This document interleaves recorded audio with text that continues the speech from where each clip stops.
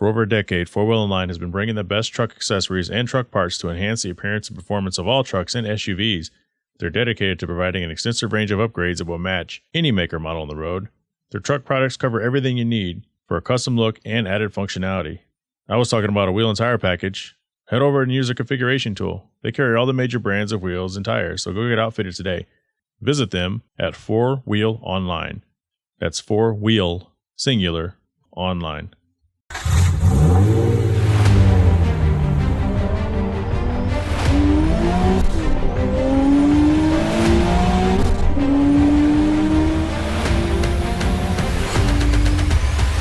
This is the Hard Parking Podcast, brought to you by Right Honda out of Scottsdale, Arizona.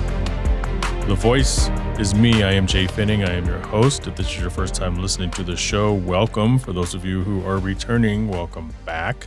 In just a few minutes, I'm going to play a conversation I had with a friend of mine, Joey Luna. Joey is a kind of a quiet person here in the car scene in Arizona. But what brought us together for the conversation is we were all sitting at a Starbucks one day. I went for a short cruise with Joey, our friend Matt, and a guy, Michael Jordan Lindsay, local photographer. And it was just the four of us. We went on a short cruise to Canyon Lake. And on the way back, we were like, hey, who wants to get coffee? Because this was an early morning cruise thing. So we stopped at Starbucks. This was just after they had opened the dining room. There was maybe 5 people in there. Most of the tables were turned up for social distancing. And so the four of us are sitting there. And we start talking about what are we getting into that weekend. And everybody had some sort of plans. But Joey had said that he's going to, he had just connected with his birth family. And not that weekend, but in the upcoming weeks or months, he was going to go see them, meet them for the first time. And I was like, wow, really? That's cool. I'm also adopted. I didn't know you were adopted. He goes, yeah. And then Michael Jordan Lindsay says, I'm adopted too. So 3 out of the 4 of us, unbeknownst to each other, sitting at that table, have all been adopted. 3 adopted people out of 4 car people. Who'd have thunk that car people actually have real lives as well? Not just driving around and showing your car to people and having coffee, but once you sit down and you start talking about life, you find out a little bit about each other. So I invited him into the studio, and that was quite a while ago. Schedules are busy, and obviously, now I got the studio kind of put together a little better, so it's a little more presentable for guests.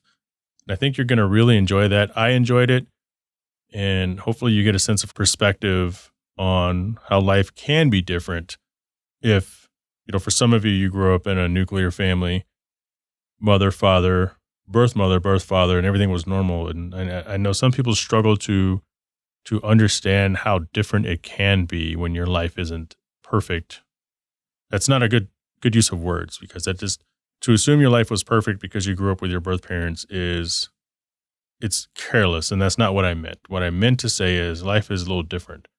And it's also the same way, the other way around. Like, let's say that you were raised in a foster home. You don't understand what it's like to be raised by your parents or one parent. You don't have that sense of, you don't have that reality. But before I get to that, I wanted to get something out of the way, kind of some custodial stuff. And I've said this before, but the people who love this show really love this show. The people who don't get it, I don't know how long they stick around, but hopefully if this is your first time, you stick around.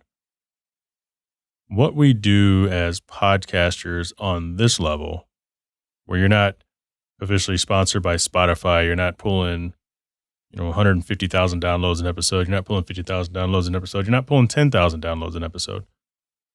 You may not even be putting 100 downloads an episode. But what we do is hard. And many of us do everything because we can't really afford to pay somebody to do all the work for us, where we could just sit there and be the talent. Like a lot of the people you watch on TV, they're just the talent. Joe Rogan is kind of one of the industry standards.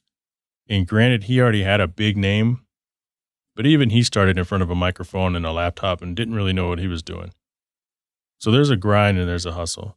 And this is not meant to alienate anybody out there who listens to the show on a regular basis or make anyone feel guilty if you don't stop by and check this show out very often. I'm guilty of that myself. Some of my favorite national podcasts I haven't listened to in a long time.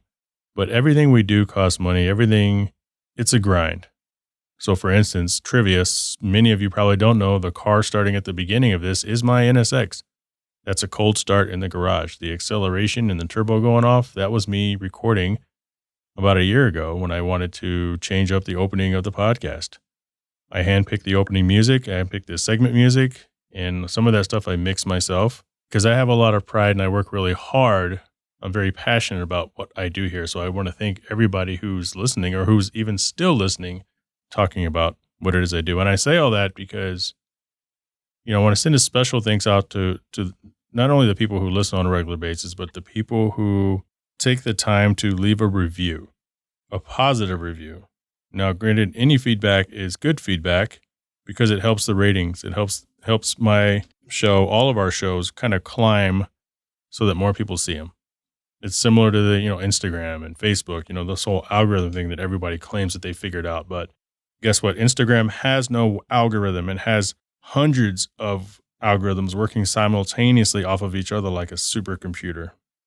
But I also want to really thank the people who've reached out and shown support, whether they're my sponsors, the people who have signed up for Patreon. Let me tell you guys a story. I recently upgraded a piece of software that I've been using for a long time, and I had an older version from 2012, and I was doing a lot of manual work because, I couldn't justify upgrading because I'm already paying for Adobe Premiere Pro to make the videos that nobody watches. But I finally upgraded my Adobe Audition to 2021 Creative Cloud for $20 a month. And here's the thing. I have Patreons who financially support the show. And what I do with that money is I use it to improve the show. So when I say that we're using it to improve the show, we use it to improve the show. We as in myself. Whether it's buying better microphone stands, stuff to record in the field, or in this case, upgrading the software and upgrading to a better version of Adobe Audition is possible because of the supporters of this show. That means I'm not coming out of my pocket every month for $20.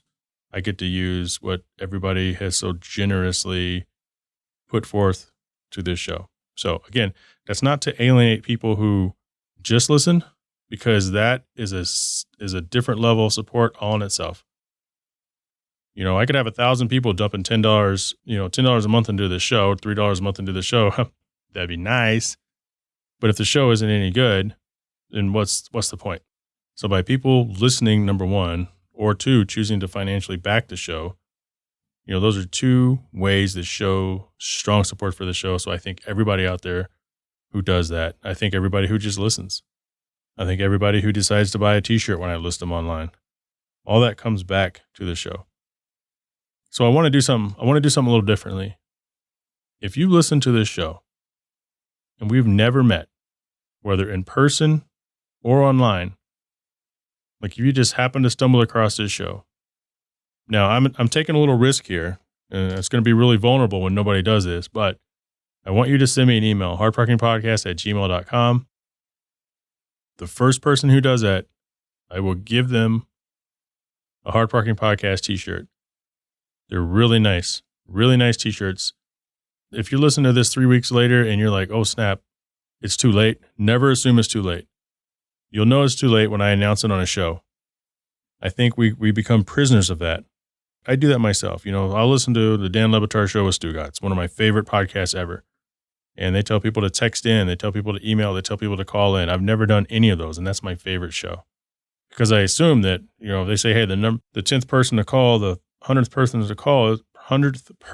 to call is going to get this. I'm like, shit, by the time I get to the phone, I'll be the 198th. I'll be the 246th person. I'll be the 500-something person. So never assume that it's too late. HardParkingPodcast@gmail.com. After the interview with Joey, we're going to do some Q&A. Thank you, everybody, for submitting the Q&A questions. A listener of the show pointed out that, maybe, just like I just said, maybe people don't submit things because they think that it's not going to get read. They think that it's not going to matter, or they just don't know what to submit. The Q&A segment is literally for anything. Sometimes I'll grab a guest on. Sometimes it'll just be me. But it's for entertainment. It's not just to get to know me better, but it's kind of fun. It's my way of saying, hey, everyone listening, this is your way to interact with the show. And if you're lucky, the question will be so bad, I'll crumple it up and throw it across the room, and you'll hear it bounce around my studio. Coming up, Joey Luna. It's time for the social media highlight of the week, brought to you by The Cell Shop. Cell Shop is an Arizona-based retailer that strives to be your destination of choice for your wireless services. Visit them at cellshop.us. That's C-E-L-L, like cell phone, shop.us. Joey Luna, welcome to the Hard Parking Podcast studio. Thank you. So I'm glad we made the time to get you in here because 2020, I want to say it's 2020, right? We're sitting at Starbucks after we did a morning cruise. And 3 out of the 4 of us sitting at that table are adopted. I said, hey, we got to make this happen. I think you're part of a rare case where people get to reconnect with their original family on some level. I have friends in the podcast community that have always kind of loosely had connections all throughout their life. So for the listeners, tell them a little bit about you. So I've lived out here in Arizona for about 10 years, almost 11 years now. I've always been into the car culture. In my late 30s. I'm going to be 38 this August. And there's just been some crazy things that have been happening like in the last year. Dude, you look 20. Yeah, thanks. Dude, you look 20. It makes sense. Like when I met my birth mom or when I saw a picture of her, dude, I have to show you a picture. She looks super young. And that's what all my friends say. They're like, oh my God, your mom looks so young. So, I just inherited good genes, I guess. But I also drink a ton of water, so I think that helps. But so right now I own a 350Z Nismo edition, 2008. I've owned that since 2009. Pretty much my baby. Right. I have an RSX Type S, an Alfa Romeo Stelvio, which I absolutely love. If anyone has an opportunity to drive an Alfa, definitely do it. It's like no other car out there, man. So this is I don't know what that Alpha is. It's an SUV, actually. It's a turbocharged 4-cylinder. It's right around like 280 horsepower with a little over 300 foot-pounds of torque. But it has all-wheel drive, and it'll legit throw you back in your seat. Can I drive it? Yes, of course. I'm looking at old Alphas. Actually, I'll bring a trailer. Nice. Old ones, yeah. It's a different direction. But just when I look at like an old GT-V6 or something, or an old like Alpha 75, I'm just like, man, I want that. Yeah. So, sorry, continue. No, they're awesome, man. They're super awesome. We were a little hesitant to actually get that car. And then I had the opportunity to drive a Giulia Quadrifoglio. Okay, yeah. After I drove that just solidified, hey, at some point we got to get an Alpha. Right. And there's little things that share similarities with the Giulia and that Stelvio, like the transmission. It's that same ZF transmission that they're putting in a lot of high-performance cars, like the M3 and what else? The Toyota Supra, the new one that's out. So it's really, really super fun, and there's a kind of still some of that analog feel that I like in the older cars. That's why I haven't upgraded my 350Z because I love it so much, that analog feel. Well, cool. So you said you've been out here for 10 years. So maybe that's how we connected, because we're trying to figure out. I thought maybe you had just moved back here from somewhere, but you've actually been here for 10 years. Yeah. Yeah. So that's why we connected. Yeah. I'm like, how did we connect? You're in El Paso, California. What are, so I want to talk a little bit about the automotive scene, and then we're going to get to adoption. All right. Because I'm super curious. And then we're friends. But one thing about this show is just, it's non-automotive because the people we see on the scene, and you and I have gone to a few cars and coffees together, all you know is them and their car. And you may have short talk with them, but you don't really know anything about them. Right. And like we've known each other for, I guess, a couple of years now as far as reconnecting. And, I know you're adopted. I know you're super cool. I know what you do for a profession. And that's about it. Yeah. And I know you look young as shit. So what are some of the differences that you've noticed from California and here? So California, car culture wise, at that time when I was there, I didn't really go to meets or anything. Even though I was really into cars, it's just I didn't have a car that I would fit in with. I was given a 3.5 RL Acura from my dad. He gave it to me. And, I couldn't really do anything with it, but it got me through school. And that's the reason why I was in California. But there were a lot of supercar events there. And I wasn't really into the supercar scene at that time.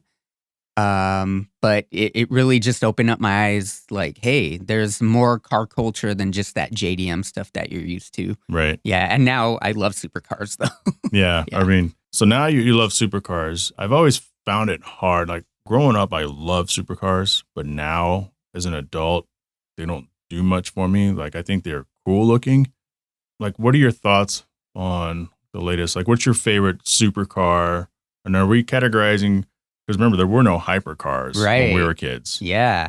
But now they were just supercars, and exotic and supercar was kind of synonymous, but not really, and just fast and just sports cars. What's a hypercar or supercar that you really like if money's no object? Hypercar wise, gotta go with the LaFerrari or the McLaren P1. Yeah. Those are good choices. Yeah. And supercar wise, I don't know. See, this kind of teeters on supercar and hypercar is the Ford GT. That car's just amazing. That's true. But I can't remember if it has electric power or not, or if it's just all motor. Well, twin turbo. But I feel like once it has that hybrid of electric and gas, then maybe that would propel it into categorized? Yeah. Well, with that being said, I don't think an Acura NSX would be a hypercar. Oh, that's a good one. I didn't even think of that. Yeah. So I mean, let me ask you this. Ferrari or Lamborghini? Emotionally Ferrari, but if I want to haul ass, Lamborghini, man. Lamborghini. Yeah. Okay. All right. Well, we got all the car stuff out of the way for now. So let's talk about you and your tell me about your life growing up. So I grew up in El Paso until I was 21 years old, and I grew up in a really family-focused household. My parents were split up from the time I was about 4 or 5 years old, but anytime I was with either of them, it was just nothing but love from either side of the family. So like I had a really close relationship with my grandma on my mom's side. I had a really close relationship with all my cousins, all that stuff. So I never felt like I was kind of like out of place or, it never would cross my mind that I was even adopted until somebody would bring it up. And I'm like, oh, dang, that's right. I was adopted. Like, but even though I knew I was adopted, I never felt like it. And right now, I still don't feel like it. I just feel like now, like my family has expanded, and it's a weird sense of wholeness that I've obtained from this whole meeting. Yeah, it's and kind of. What age were you adopted? I was just a few months. I want to say 4 months. So you were an infant. Yeah, I was an infant. Now, let me ask you, your adoptive family, are there any degrees of separation from your natural family, or does everybody knew? So it was like through an agency and everything, where it's just like, we like this kid. He's super cute. Let's bring him into our family. Yeah. So that's kind of how it worked. It was just through an agency, and it was a closed adoption. So when I turned 18, I did become curious to see if I could locate one of my family members' bloodline. And that's when I found out that it was a closed adoption. So very difficult. Yeah. Yeah, mine's closed too. Oh. Yeah. Gotcha. I mean, you could do it, but man, you need some luck. Yes. Right? Now, do you have any adoptive siblings? Or were you an only child? So I do have an adoptive sister, and man, she's just like the best person ever. So your relationship with her has always felt like brother-sister? Oh, yeah. That's pretty special. Talk us through, like, how was the discovery period? So you get 18 and you find out it's a closed adoption, and then what? At that time, I just kind of accepted it and never really thought about it again. And there was always, ago. Yeah. Geez, 20 years ago, there was always kind of this, question in the back of my mind, but I never expressed it to anyone because, hearing that it was a closed adoption, I just didn't think anything would come about. A few years ago, my wife asked me to do a 23andMe DNA test. Mm-hmm. Not with the reason being to find anyone that I was related to, but more so to find out if I had like any health Medical stuff. Yes, Yeah. medical conditions that might catch up to me in the future. So I bought that 23andMe DNA plus ancestry kit or whatever. And when I submitted it, I didn't think that anything would come back with any ancestors or any close relatives. And I was right. The closest relative that came back was like a third or fourth cousin. So nobody super immediate. So yeah, that was back probably in about 2016, 2017 that I did that. Mm-hmm. Yeah. So that would take like I did the same thing with Ancestry, and every time they're like, you have a new match and it's like a third cousin or fourth cousin, I'm like, that's useless to me. It's either there are no siblings. As far as, I mean, I have siblings, but I'm the only one who looks like me. So the safe assumption is I'm the only one who looks like me. Wow. So the closest I can get would be a first cousin, which might be an actual sibling. Yeah. But for you had nothing come back with 23andMe. Mm-hmm. Then what? Then, so that was 2016, 2017. I would check the app like pretty frequently because they would have updates on like medical conditions or whatever. So it wasn't until July of 2020 that a first cousin popped up on my 23andMe. And that was the craziest thing to see. Because, geez, I never thought that would happen considering that I had sent that test in so long prior. So when that first cousin popped up, there was a lot of sleepless nights. Sure. I did message him immediately and I asked him, well, I kind of gave a background like, hey, by chance, do you know anyone that gave up a baby for adoption in Texas in 1983? And what caused the sleepless nights was I didn't hear back for like a couple of days from him. So, it took him a couple of days, and with him and his sister and their parents, they were able to figure out who my mom was, my birth mom. So there was like a loss of contact for a few days, and it was my, well, let me back up. I found out I have a half brother and a half sister. My half brother contacted me through a Facebook message saying, hey, I hear that you were looking for some blood relatives. Can you give me a call? So I called him and we spoke for a few minutes. And then he said, I'm pretty sure you're my half brother and we have the same mom. Yeah.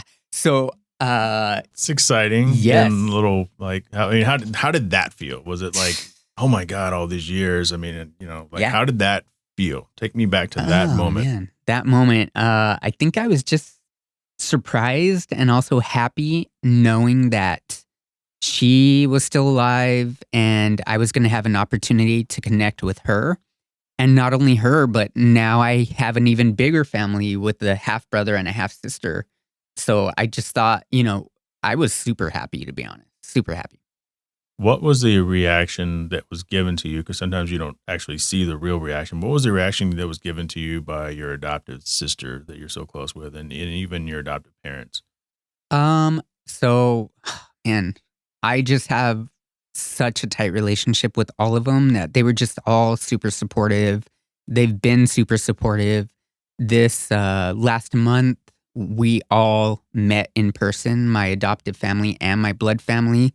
So they've just been great. And my dad had expressed to me that he thought that it was kind of a miracle. And was that your adoptive father? Yeah. My adoptive father, that it was a miracle to just bring everybody together and see everybody happy. Yeah. Do you know who your biological father? No, and I stopped looking. If something comes up on 23andMe, that's cool, but I'm not gonna keep going on looking. What's interesting is I kind of feel the same way. All I want to do is find and reconnect with my half siblings. Wow. In that family. Yeah. And I have pictures. Really? Yeah. So at some point, I don't know. Yeah.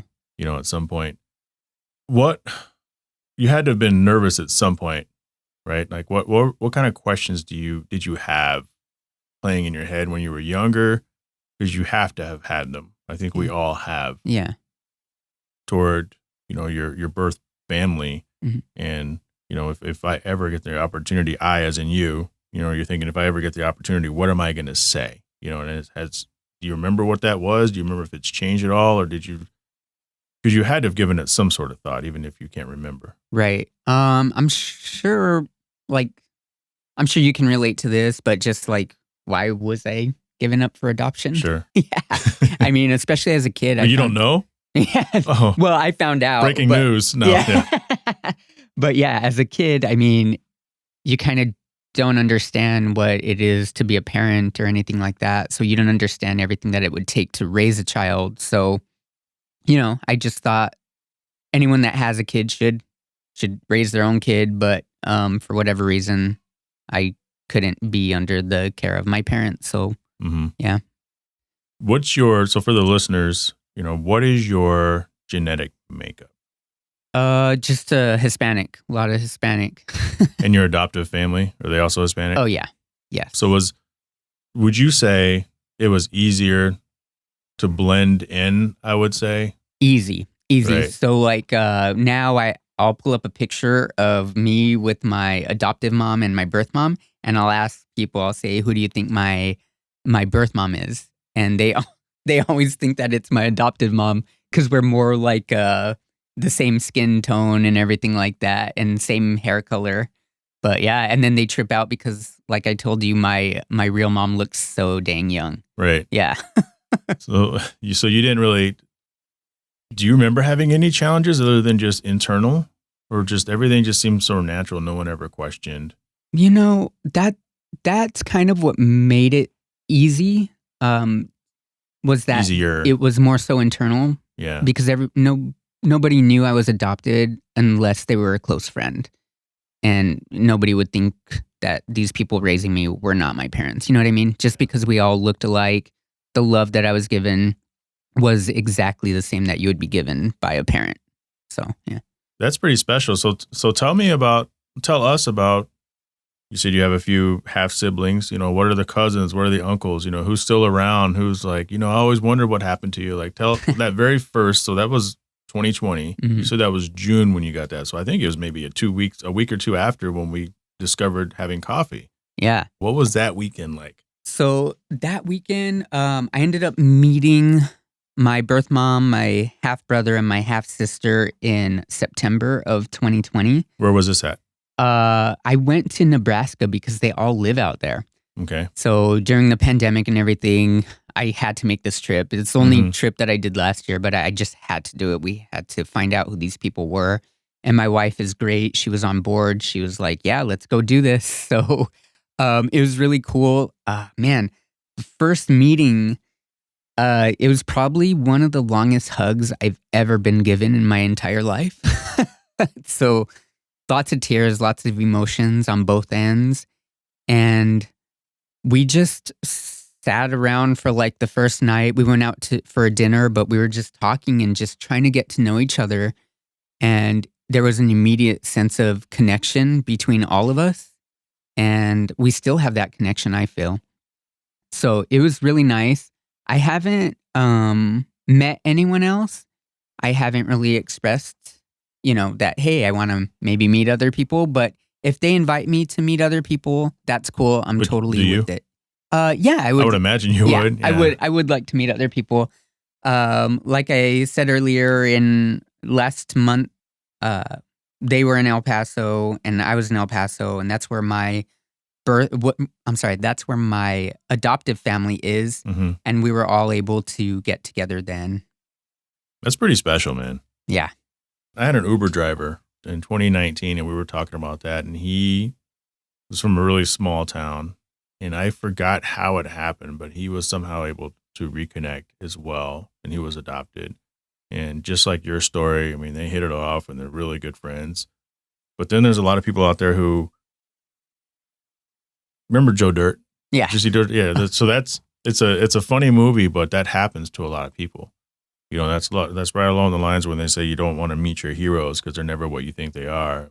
And, even the famous Dr. Drew Pinsky has said, you don't want to chase down your family if they've given up on you because it always ends bad. But I've known of a few cases where it hasn't ended bad. I mean, what would be your advice? And this is coming from your perspective, and things are different, for each person. But what would be your advice to someone who may be thinking about maybe they're adopted or, they were raised by a distant relative within the same family and not really given access to where they're from? What would be your advice to them if they really wanted to look or go out there?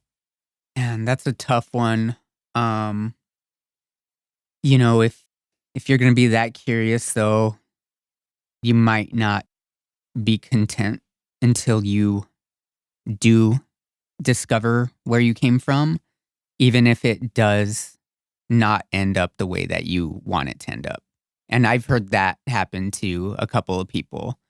Someone expressed to me recently that happened to her, and she kind of had a hard time dealing with it, that family didn't really want to have anything to do with it. But at the same time, she was also happy to learn that who her parents were. You know what I mean?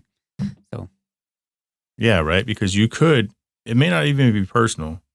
You could maybe remind them of something that they've tried to tuck away for years. Yes. And I think for people who aren't exposed to that, people who are raised with their natural families or just have never had any reason other than they're like, well, how can somebody be like this? And like you were saying earlier with your mother, people have different situations in life. Mm-hmm. And sometimes the best thing, at the time at least, is to give your children up for adoption. In some cases, have your children taken away from you. Yeah. I think I don't quite know the full story, but I think that's what happened with me. Oh. My mother says that my birth mother wasn't a very nice person and she was sick. As an adult, sick could be, you have some issues. I probably remind her of somebody that, because I only look like, like this, what? Can you disclose why you were given up? I think I just want to respect my birth mom. So yeah, she had her reasons, but I was fortunate to be adopted by the best family people ever that I could have been adopted by. So yeah, it worked out. I think that offers some perspective though for people out there. It's like, look at your situation. Because when I was, as a teenager, you're angry sometimes, Mm-hmm. but you learn that it's okay. And you learn that people around me are the best people in the world. Yeah. I wouldn't be here. And I think it's the same thing, for you. But yeah, so just like you were saying earlier, there were situations. But really the most important question is, you forgive her for it. Oh yeah, totally. That's all that matters. Totally. And we have a relationship. And like I said, I feel it's almost undescribable, this sense of wholeness that I feel that I never had before. I can't put my finger on the word if there is a word for it, but it's amazing, man. You feel more complete. Yeah. And it's awesome because I don't feel like my relationship has gotten any worse with my adoptive family because they all understood that I needed to do this. If anything, my relationship is stronger with everybody in my life right now. So it's really been a blessing, and I'm truly lucky. That's awesome, man. Thank you for sharing that story. Hopefully people listening to this, here's the thing, can get something good of it, because we're car people. Mm-hmm. We enjoy cars, but we're also real people with real lives, real perspectives on things. How do you think that you're being adopted and being raised, although it was a little easier for you, how do you think that has helped guide you, if at all, through life and how you learn and deal with other people? Because you're pretty good with people. I mean, you're sitting here in this studio with me, so you must be pretty patient. Yeah. That's a good question. Only ask the good ones, man. I really don't know. I really don't know. Maybe it hasn't affected you or impacted you. Yeah. Do you find yourself, so you have students, you said, Mm-hmm. in your profession. Could you disclose what it is you do? Yeah. So I teach ultrasound. Okay. Yep.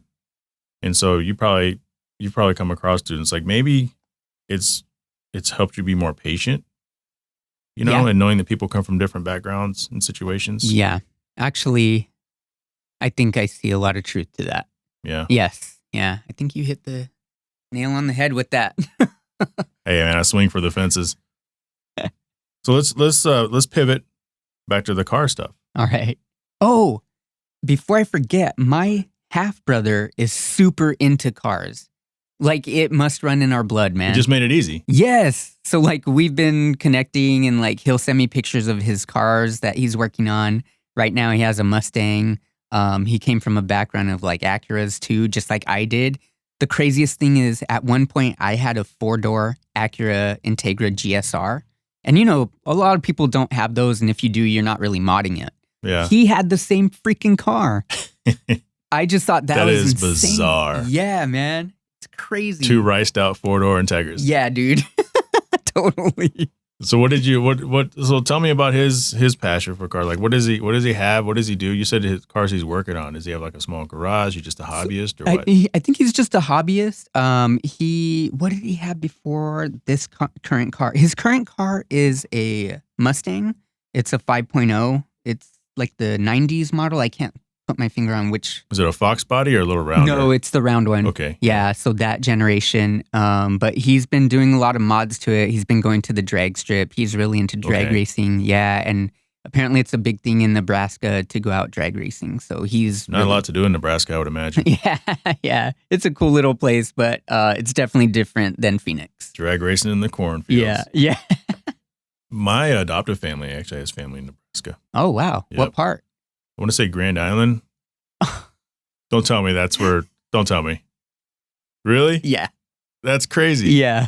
Yeah. My in fact, my Aunt Jean, who's deceased now, but Jean and Bill, they were like foster parents for years, and so I have an adopted brother that they have adopted as well, and I've tried to connect with him. His name is Steve, and he's African American.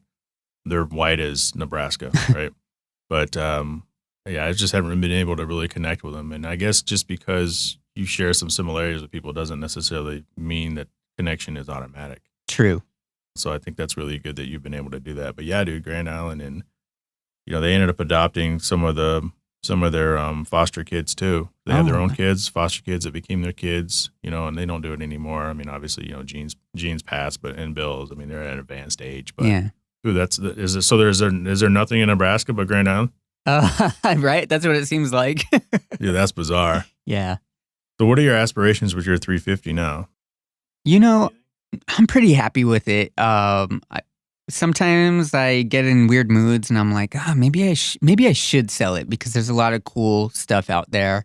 And then I'll go for a drive, and the drive is just, it never gets boring. Like I said, I really love analog feeling cars. That's why my Acura RSX is a 2002. Mm-hmm. I like that old feel where you really have to drive the car. I don't like that electronic stability stuff. The only electronic aid on the 350Z is just traction control, which I can turn off at any time. But the car has almost every bolt-on except headers, and it moves. It moves pretty good. It has a good tune on it from UpRev. It makes just around 290 horsepower. Lots of torque. I can't think of the torque number, but that torque comes on early in the RPM, and that car redlines at 7,500. So it moves pretty good. High revving. Yeah, there's not a lot of those. Yeah. And then you have the Alpha if you want to just kind of chill and still feel a little sporty, right? Yeah. And the Alpha's super nice. It has red leather interior with the paddle shifters that are probably some of the biggest paddles I've ever seen in a car. So it makes driving really fun. I recently put a race chip in it. To be honest, I don't know if I could feel a difference with that dang thing. So I was going to say, I don't know you hear everything about those chips. And some people say they're good and some people say they're not. Yeah. And I was just looking at that earlier today on eBay. eBay's probably not where you want to get the chips. Or where did you get your chip? I bought it from Race Chip. Okay, you didn't buy it from me. I thought I was going to say eBay. But what did you bring over here today? I brought the 350. Okay. Yeah. All right. Anyone looking at you weird when you pulled up? Nah, just same looks.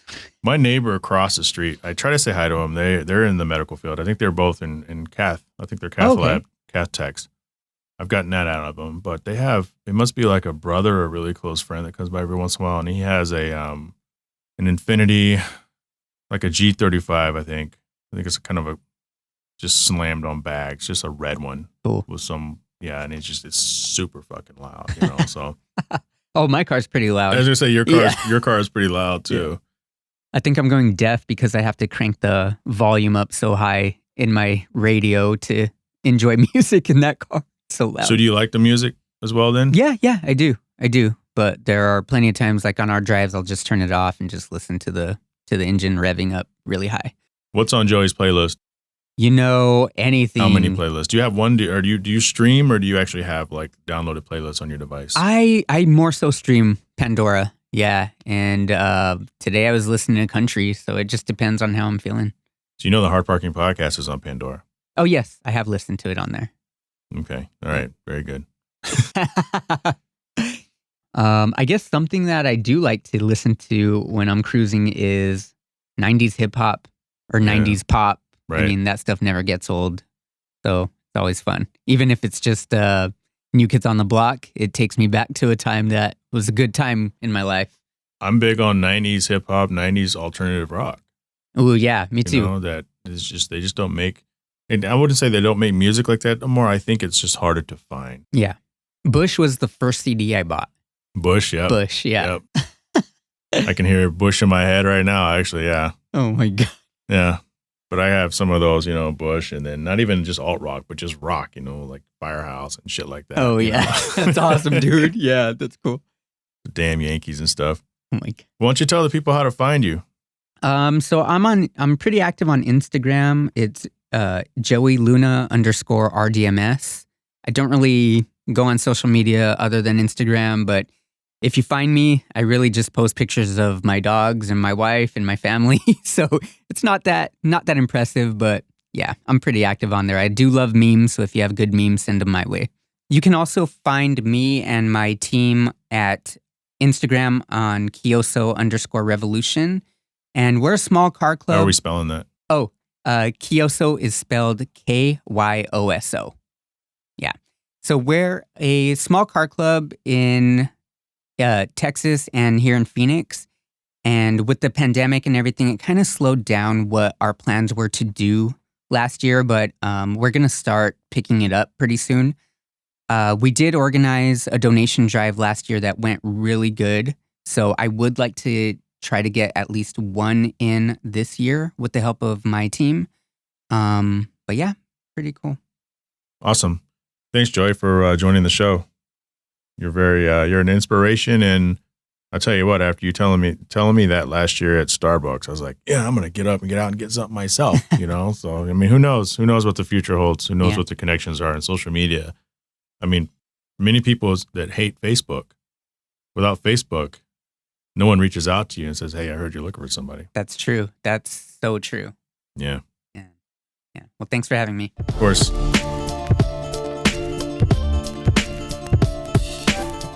I want to thank Joey Luna for joining the show, driving all the way over here just to do the show in person. I really appreciate it. Kind of a fun fact about Joey is he co-hosted an episode of Sung Kang's Garage podcast. So Sung Kang is Han from Fast and Furious. And on that episode, they interviewed Sean Lee, which was my awesome guest a couple episodes ago. So we didn't link up because of that. We kind of knew each other through social media before that, but it's quite the crazy coincidence. Joey doesn't host a podcast. I thought at the time maybe he did, but he doesn't. I should have asked him how it was that he got to that point where he was co-hosting an episode with Han. I want to get Han on here, Sung Kang. That'd be really cool. What do you guys think? Do you think it's possible? I think it's possible. He seems really relaxed and super, super low key. So I think that would make for an interesting interview or an interesting conversation. But it's time for the Q&A segment, everyone's favorite segment. I say everyone's favorite segment, but nobody wants to submit questions. So I feel like I have to beg on Facebook. I feel like I have to beg on Instagram. And every once in a while, one person will drop like 50 questions. But I'd rather everybody drop questions. And it goes back to what I said earlier in this episode where don't think that everybody else has submitted it and I won't get around to you. Because what I've started to do is I've started just to collect the questions. And I'll answer 4 or 5 per episode, per every other episode, because Hard Parking Podcast, The Other Side of the Wheel, which is the shorter episode, does not have the Q&A segment. So with no further ado, The Q&A segment is brought to you by The Credit Mix. Fix your credit, fix your life. Text HP Credit to 737-4CREDIT. That's 737-427-3348. Schedule your free 15-minute credit consult today. Again, text HP for hard parking credit. That's The Credit Mix with 2 E's. Fix your credit, fix your life. Let's see what we have here. Rebecca asked, when are you going to update your 4-Wheel Online sponsor read to reflect your new Infiniti and not your old one? You know, Rebecca, that's a good question. And sometimes before I drag and drop it into the episode, I use the version without music, and I can just clip the first part off. But the real answer to the question is, I really don't want to have to record that again with the music. I will. I wrote it. I wrote that ad spot. I write all the ad spots except for the credit mix. But when I sell the car and I feel like I'm close, then I'll change it. So Will, friend of the show, who you guys hear in studio often with me, and by often I mean like 2 or 3 times, asked a good question. And this is something I almost would invite other people on with me to help answer. But the question is, what's the best steak you have ever had? And I had to think about this because at one point, the best steak I ever had was at a place called Donovan's out here in Phoenix when I was consulting out here before I even moved here. But then I don't know if it was really about the steak or that fantastic crab cake they had. Which, by the way, I sent a photo of the crab cake to 2 friends of mine, Dennis and Khalid, back in Grand Rapids. And all they did was make fun of me because the lemon was wrapped in cloth. So it was like me being all hooty tooty. It's like, nah, brah, that's just how it is at these restaurants, man. To this day, I can't live that down. But then I wanted to say maybe Prime 21 in Chicago, which my server was a guy named Tim, which I should try to get on the show. But he is also the voice of NBA Jam. Yes, Mr. Boom Shakalaka, Tim. He's a waiter at a steakhouse, and he probably clears 6 figures at a steakhouse, to be honest with you, because it's a very high-end steakhouse. And then I thought, you know what? How are we defining the best steak? I'm going to say you have to consider price and flavor. And I've never had Wagyu, you know. I've had a little bit of American Wagyu, but I haven't gone anywhere and got like a Japanese A5 grade Wagyu. I'm not living that kind of life to pay like $200 for 4 ounces of steak. I did have it once as part of a sushi thing that I did in New York with some coworkers. And we dropped a lot of money that night. And oh my God, that was so delicious. But I don't think you can count it when it's sitting on top of a little thing of rice. There's a place called Arthur's in Morristown. Actually, it's more or less kind of like Parsippany, I think, New Jersey. And I think there's 2 locations, but it's right across from the Morristown train station. And, well, not Morristown train, but one of the train stations over there. And the thing about Arthur's is you can get like a 40-ounce steak for like $30. That's just what they do there. And, you know, that was a really good steak. I went there a handful of times, and it's not always going to be great. It's either great or pretty damn good. And when you look at your final bill, it's really good. So kind of coming in from the side, I'd have to say it's Arthur's. Arthur's in New Jersey.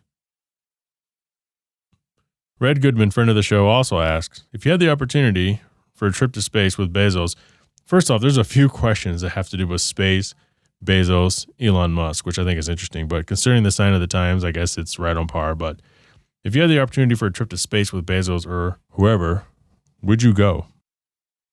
You know, I'm kind of a science nerd. I'm a Star Wars nerd. You probably wouldn't ever know because I never talk about it. I am very curious about the galaxy.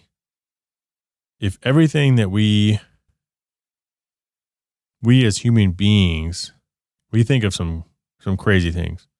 And for years, I would say that if I had the opportunity to leave Earth, and the stipulation was I could never come back, but while I was out there in the cosmos, I actually really discovered that there not only was there other life, but there were humanoids almost like some sort of an intergalactic cafe.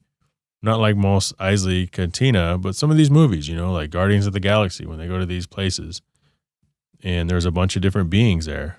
Or like on Mass Effect, when your job is to travel around the galaxy and recruit different beings to help save the galaxy. Wouldn't that be cool? And would I give up Earth for that? I would. Because I'm curious. And that if that meant I had to die in space, then I'd just die in space. But I would die knowing. And I think that'd be pretty fucking cool. I would. Yeah. Chris, in a extra asks, would you rather fight a tiger with a spork or a bear with one of those toys you squeeze and the eyes pop out? Chris, that's called a stress toy. It's a stress squeeze thing. You can't do anything with that. You would have to shove it down the bear's throat and wait while the bear choked on it. I'd rather fight a tiger with a spork. Because in both cases, I'm probably going to end up dead. But at least the spork, you have a fighting chance. Now, is this a spork from like Taco Bell? Or is this the type of spork you can buy that's metal? Because if it's metal, you have somewhat of a chance to strike a lucky shot. Do you guys remember The Hobbit? Like the cartoon, not the movies. But I think it was the cartoon. And there was the dragon. I think the movie was like that too. But I remember you had to shoot the arrow or the dagger on one scale. One soft spot on the dragon's belly while it flew across the sky. And that's what it's like, I would imagine, fighting a tiger with a spork. Like, you got to jab that son of a bitch in its eye, or you got to stab with enough force right through the ears and pierce the brain. It's that one shot. I'll take the spork. Nick Hammond asks, why the Unimog? So for those of you who don't know, most of you probably don't, there's a vehicle out there that's called the Mercedes-Benz Unimog, UNIMOG. And I am just in love with this fucking thing. You guys may have seen on my Instagram story the orange, weird-looking truck utilitarian thing. That's a Unimog. That's one of many different Unimogs. And that one was built in like the 70s or the 60s or the 40s or something. But I don't know. I've always had this fascination with like these lunar rover looking things. Like every time I'm driving and I see one of those bobcats, the little things that you dig holes in the ground, I always want to jump in and just start digging holes in people's shit. I don't know. Last question comes from Ugly Bastard. What is your most profound thought while in the shower? So I have this thing. People who know me really well know that I always say, hey man, I was thinking about you in the shower today, because I do all of my thinking in the shower or while I'm taking, while I'm losing weight.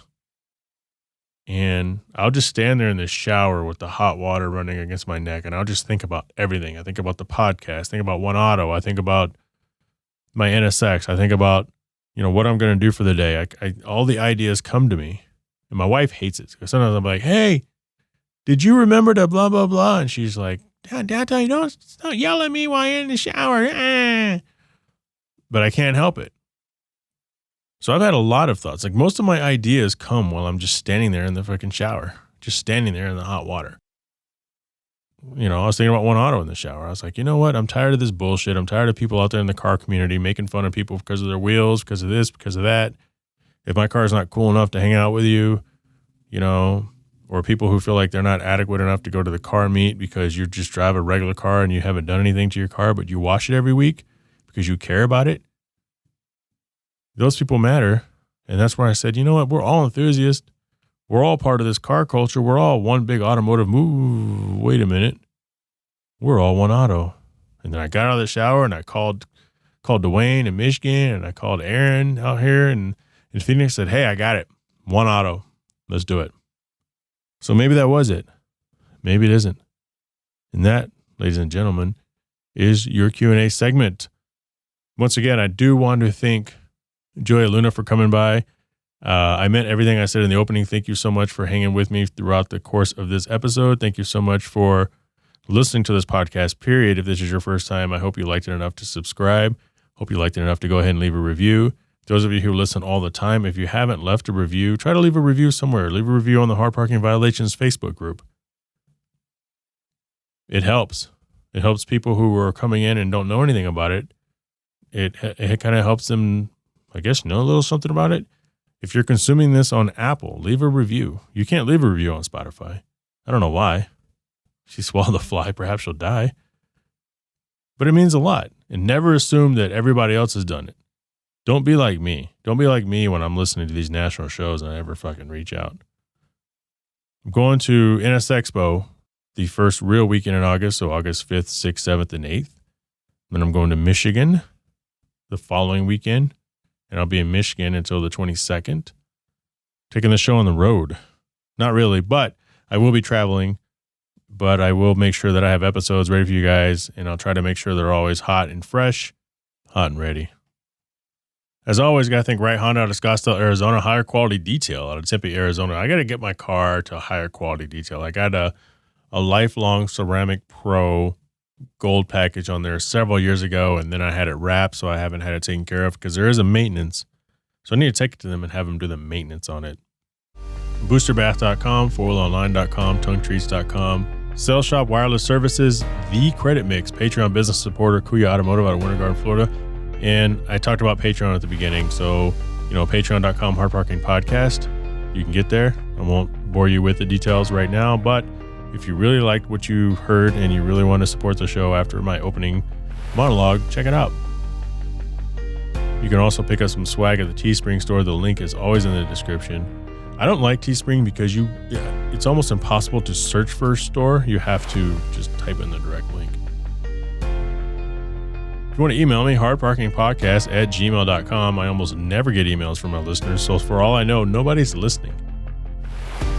Follow me on Instagram at jfinning. That's right, I changed my Instagram name from NA2NSX to jfinning, so that's JHAE Finning, PFENNING, or J Travels, which is JHAE_travels. And like I said earlier, join the Hard Parking Violations Facebook group. Engage with us. We have a lot of fun.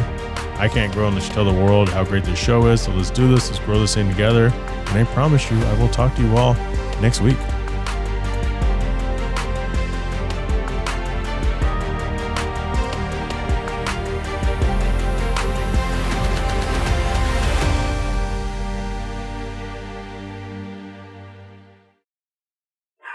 Shut up!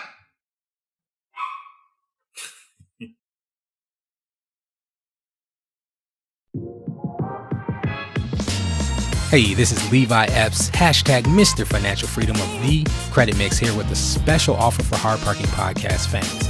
If you've been living with less than perfect credit for having evictions, late payments, bankruptcies, doesn't matter what it is. If it's something that negatively impacts your credit score and you're not able to get approvals for certain things, or maybe you got to pay large deposits and high interest rates, we don't want that to be you anymore.